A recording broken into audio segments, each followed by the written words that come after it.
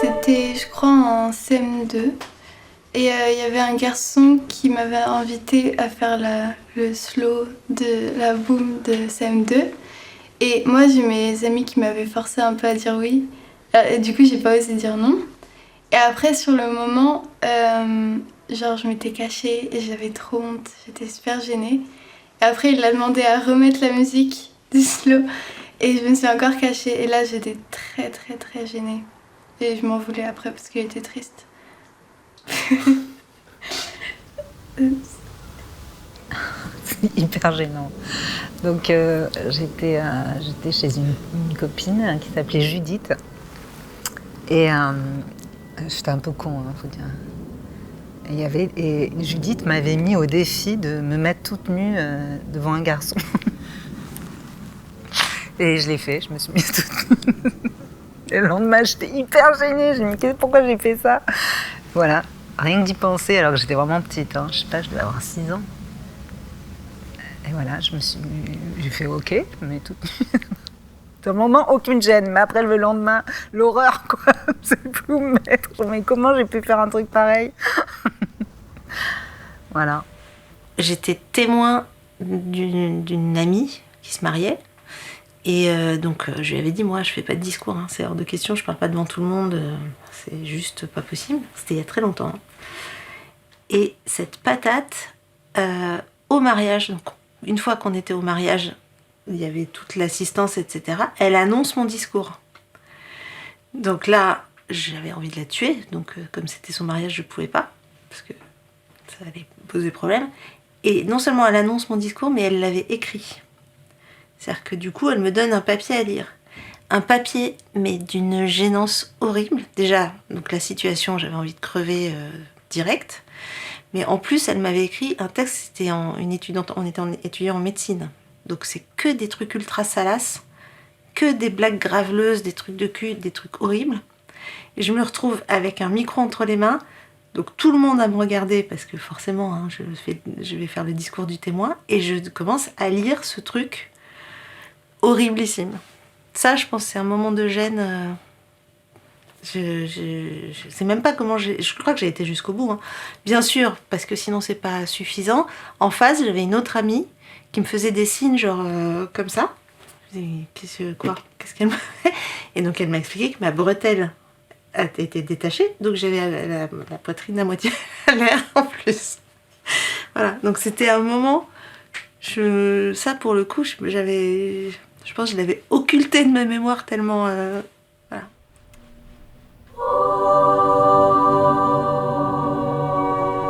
On était en repérage de tournage dans un château. Et c'était un couple qui nous accueillait. Et dans leur château, en Normandie, ils avaient une chapelle, mais genre dans le château, une chapelle personnelle. Et on était dans la chapelle avec les gens du tournage. Et on déconnait un peu. Ils parlaient de, par exemple, que nous, on allait fumer dans la chapelle ou des trucs comme ça.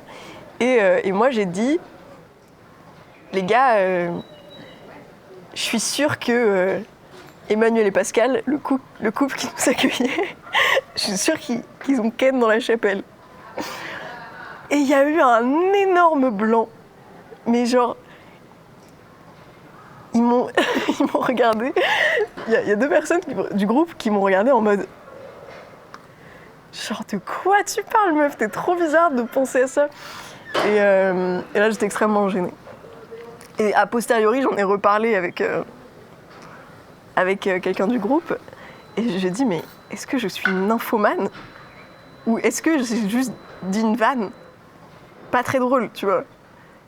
Mais je pense que si j'étais un mec, jamais de la vie, je me serais posé la question. Enfin, je sais pas.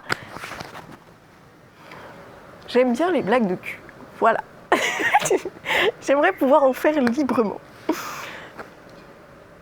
Je pense que quand t'es habitué à...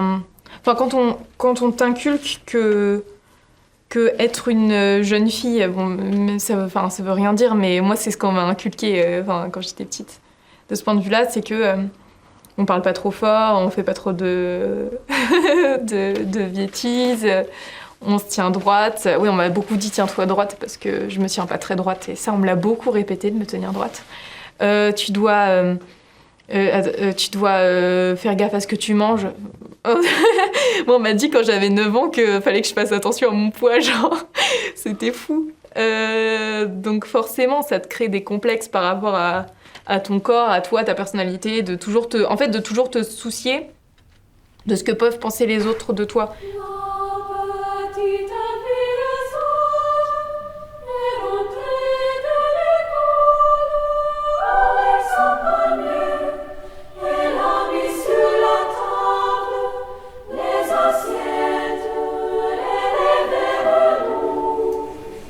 Faire des blagues en parlant fort au milieu du cours, y a des filles qui le font pas parce qu'elles trouvent ça gênant. Par contre, les garçons, ça leur pose aucun problème. Dans ma classe, en tout cas, c'est pour attirer l'attention qu'ils font ça, j'ai l'impression. Et j'aime bien juste attirer l'attention et faire rire les gens et tout. Et les filles le font différemment, je pense. Genre, c'est en étant belle, en étant nanana. Et les garçons, c'est en étant drôle, en parlant fort.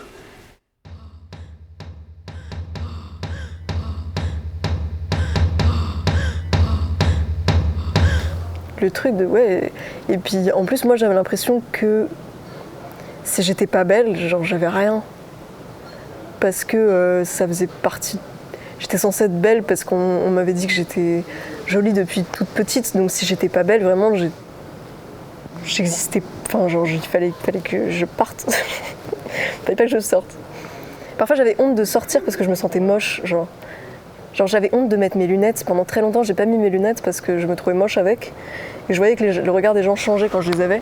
Et du coup, parfois, même dans la rue, je mettais pas mes lunettes parce que je voulais pas être un poids de mocheté pour les gens, genre.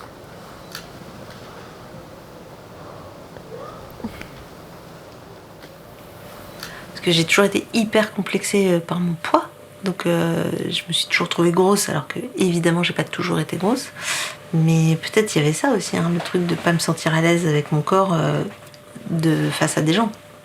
Je pense que ça a joué vachement aussi. Tu vois, la peur d'être ridicule ou tu vois. Mais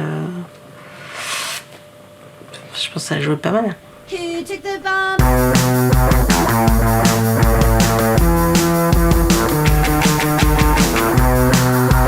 Ouais, et même, oui, j'ai aucune confiance en mes capacités de conversation. Parce que même quand j'ai des dates, par exemple, je stresse non pas du date, mais de moi, qu'est-ce que je vais pouvoir raconter. Parce que je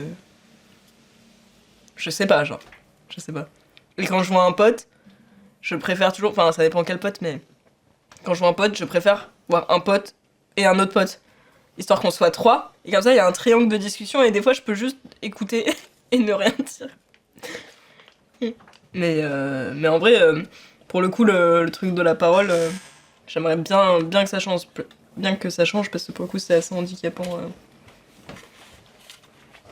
Handicapant. En fait, à partir du moment où je connais pas le sujet, c'est mort. Alors c'est obligé, il y a un moment où je pleure, genre. Bon, je pleure pas pendant mes dates, mais j'évite. Mais ouais, quand c'est un truc un peu formel. Quand je faisais mes études ou quand je travaillais à l'hôpital, des fois il fallait que je fasse des petites interventions dans des conférences ou des trucs comme ça. Donc ça, c'est l'horreur, parce que j'ai l'impression de faire semblant de savoir de quoi je parle et que si jamais on me pose une question, je vais pas pouvoir répondre et que ça va être la honte intersidérale. Donc ça, j'ai ce genre de souvenir, mais en général, je m'en sors parce que je bluffe, du coup. Je vais broder en prenant un air très assuré, en affirmant des trucs. Mais ça marche quand t'es face à des gens qui savent pas trop de quoi tu parles, en fait, qui sont pas dans la même branche. Maintenant, si t'es face à des gens qui ont le même niveau de connaissance, voire plus que toi, c'est hyper gênant. Mares non somos dictare animas nostras. Mares non somos dictare animas nostras. Mares non somos dictare animas nostras. Parce qu'il y a quand même beaucoup ce truc. Moi, c'était paradoxal. Hein. J'avais à la fois voilà, le chaos, le côté anarchiste, 68 arts et tout, et en même temps très machiste. Donc, de toute façon, moi, en gros, quand j'ouvrais ma gueule, c'était con, j'étais conne. Mon frère a toujours dit que j'étais conne. Mon père, oui, voilà. Bon, il le disait un peu moins brutalement, mais en tant que fille, c'était con ce qu'on avait à dire, forcément. C'était l'intelligence, c'était les hommes. Donc c'est sûr que quand tu introjectes ce truc, si tu ouvres ta gueule, tu vas dire une connerie, ça t'aide pas à t'entraîner, quoi. Enfin, par exemple, j'avais un prof de théâtre horrible. Enfin, c'était en plus le dernier prof que j'ai eu, qui avait des comportements, genre il avait sifflé une meuf dans les couloirs. Ouais, non, vraiment dinguerie, il avait foutu une baffe à un élève, il nous parlait trop mal. Enfin, c'était un malade. Et moi, justement, à un moment, il était venu me voir. Il nous avait dit ouais, vous pouvez jouer ce que vous voulez, donc grosse liberté. Moi j'avais ramené un texte et il se trouvait que c'était un homme dans le texte original, mais enfin le genre n'avait aucune importance. Il m'a dit non, toi t'es une femme douce et maternelle, du coup tu joueras que des trucs doux et maternels, parce que forcément quand t'es une femme t'es douce et maternelle selon lui. Et je m'en veux trop parce qu'à ce moment-là j'ai pas su lui tenir tête et lui dire bah non en fait, je suis plus que ça, ou même me révolter quand je voyais des choses qui me révoltaient de sa part. Et juste, j'étais assise sur ma chaise et tu vois, quand il me parlait, j'étais polie et je le répondais bien, alors que, en fait, non. Sur la